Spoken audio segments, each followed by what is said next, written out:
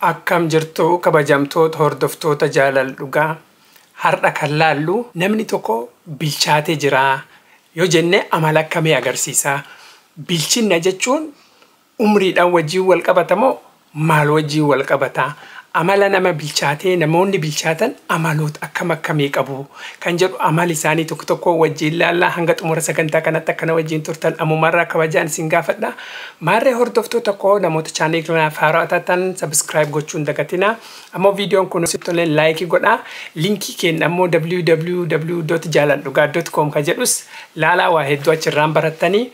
Maarree hordoftoota koo namni tokko bilchaatee jira jennu tokkoffaa waa namatti himu dhaabi. Namatti baay'iftee waan himin maaliifin jettuu kan kee hin oolu. Namoonni tokko tokko ati jijjiiramtee waan ati itti himte sunirraa dantaan qaban. Fakkeenyaaf an akkam ta'uu barbaadaa, an akkas ta'uu barbaadaa sagantaa kan kee yookaan itti himtu taate sirraa dantaa qabaachuu dhabuu danda'an. Tokko tokko ammoo icciitiidhaan kan akka kuftu barbaadu baay'ee jira. Kanaafuu waa hundaa namatti himu irraa of qusadhu. Afaan kee ziippiitti godhachuudha afaan biraatiin. Namni bilchaate mallattoon isaa tokkoffaa waa hundaa namatti himu. Namni garii ka akka jijjiiramtu ittiin fedhu jira. Ka garii ammoo dhoksaadhaan si wajjin haa kolfu malee akka kuftu ka barbaadu jira. Kanaafuu waa namatti himu irraa of qusadhu. Namoonni bilchaatan keessaa tokko amalli isaanii waa hundaa namatti himan. Lammaffaa namoonni bilchinna qaban hiriyyaa isaanii sirriitti filatu. Hiriyyaa yoo qabachuu barbaadan ni qo'atu, ni qoratu. Hiriyyaa filachuun mallattoo bilchinnaa keessaa hangafa. Sababni isaa maal jechuun keessaan hin oolu. Sababni isaa hiriyyaa ga'ee biraa hiriyyaa gaarii wayya. Hiriyyaan gaariin bakka gaarii si geessa. Hiriyyaan badaan ammoo bakka badaa si geessa. Kun baay'ee salpha. Kanaafuu hiriyyaa keessan filachuun dirqama. Hiriyyaa badaa qabaannaan namni suni akkuma hiriyyaa suniita. Fakkeenyaaf namna waan garagaraa suusii araada garagaraatiin qabamu akka ta'u taate waan badaa akka dalagu taate carraan atiin akka isaa sun ta'uu qabdu baay'ee guddaa. Yoo hiriyyaan kee nama gaarii ta'e ammoo atilleen akkasumatti wajjin gaarii taata. Kanaafuu namni bilchaate hiriyyaa isaa filata.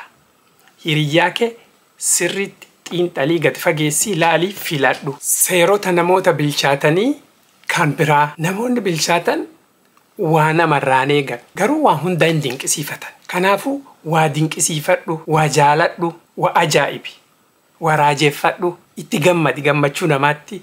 Garuu waan baay'ee namarraan eegin. Ufii keetii uftayii dalagadhu, waa namarraan eegin garuu dalagadhu, carraaqadhu.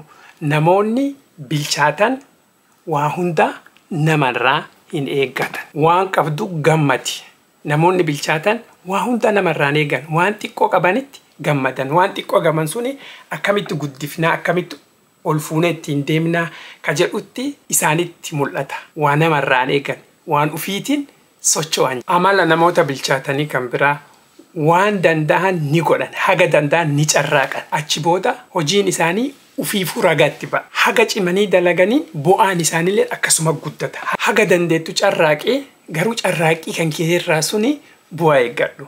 Haga dandeettu carraaqee bu'aa achirraa argattu akkuma carraaqii keetiitiin jechuudha. Kanaafuu namoonni bilchaatan ni carraaqatan, ni dalagatan. Akkuma dalagaa isaaniitiin bu'aa isaaniillee eeggatan. Dalagachuu hin lakkiseen. Namoonni bilchaatan uf too'atan, miira ofii too'atan, nama too'achuuf hin deeman. Uf too'atan, lubbuu fi too'atan, nama biraa too'achuuf hin deeman. Nama biraa too'achuun baay'ee ulfaata. Garuu uf too'achuun humna sii ta'a. Waan hin taane keessa hin seenne, waan sin barbaachifne keessa hin seenne humna kee argatta. Humna kee bakkuma hundatti qisaasan deemtu. Namoonni bilchaatan uf too'atan, nama biraa too'achuuf hin deeman. Kanaafuu uf too'adhu. Namoonni bilchaatan amalli isaanii ka biraa waa hundaaf deebii deebisuuf hin jarjaran. Waan argan hundaaf deebii deebisuuf itti muddaman. Deebii namaa deebistu uf too'atte.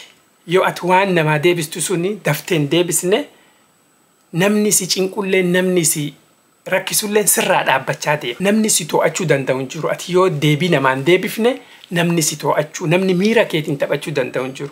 Kanaafuu waa hundaaf deebii deebisuuf hin jarjarin uf too'adhu. Haguma uf too'atteen humna argatta. Namoonni bilchaatan deebii namaa deebisuuf hin jarjaran. Maarree hordoftoota koo amal namoota bilchaatanii har'arraa waa hedduu akka barattan abdii guutuun qaba. Viidiyoon kun isinitti tolaan laayikii gochuun dagatinaa. Ammoo namoota chaanalii keenya haaraa taatan subscribe godhaa. Hanga viidiyoo biraatti wal agarrutti yeroo gaarii.